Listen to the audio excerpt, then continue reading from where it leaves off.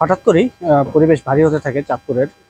কেননা হঠাৎ খবর আসে এই চাঁদপুরের হরিণা ফেরিঘাটের অপোজিট সাইড মেঘনা নদীতে, যেটি মূলত হাইমচর উপজেলার নীলকমল ইউনিয়নে মাঝিরঘাট এলাকায় একটি লাইটার জাহাজ, নৌবর্গিত একটি লাইটার জাহাজে 5 জনের মৃতদেহ পাওয়া গেছে এমন সংবাদে আমরা সাথে সাথেই এই ঘটনাস্থলে ছুটে আসি। এসে এখানটাতে যা দেখেছি, একটি সার বোঝাই জাহাজ চট্টগ্রাম থেকে এটি সিরাজগঞ্জের উদ্দেশ্যে যাচ্ছিল।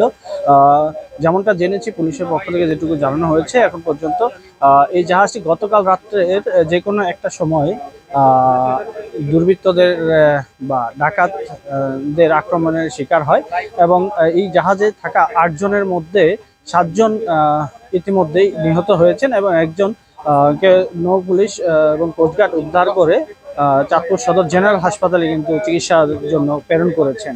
বসুন্ধরা টিস্যুতে ছাড়ের ছড়াছড়ি। বসুন্ধরা টিস্যু নিয়ে এলো নিশ্চিত ছাড়। এখন পর্যন্ত পুলিশের নৌ পুলিশের যিনি পুলিশ সুপার আছেন, তিনি জানিয়েছেন তারা এখন পর্যন্ত তদন্তের কাজ চলমান রেখেছেন এবং তারা ধারণা করছেন প্রাথমিকভাবে যে এই জাহাজটি মূলত পূর্ব শত্রুতার কারণে এমন ঘটনা ঘটতে পারে বলে তারা ধারণা করছেন।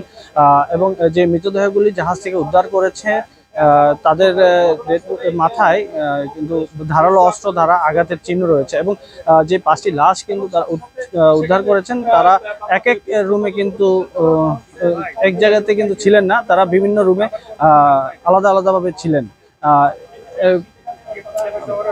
তো পুলিশের পক্ষ থেকে এখন পর্যন্ত অনুসন্ধান কাজ, তারা ইতিমধ্যে জাহাজের যে মালিক, জাহাজের নাম হচ্ছে এমবি আল বাখরা, সেই মালিককে শনাক্ত করতে পেরেছেন, তার সাথে যোগাযোগ করার চেষ্টা করছেন।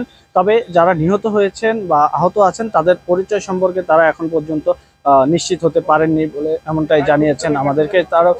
আমাদেরকে আরো কিছুক্ষণ পরে তাদের যে অনুসন্ধান কাজ আছে, সেই অনুসন্ধান বা আলামত সংগ্রহের কাজ আছে, এই সংগ্রহের কাজ শেষে তারা আমাদেরকে বিস্তারিত জানাবেন বলে জানিয়েছেন।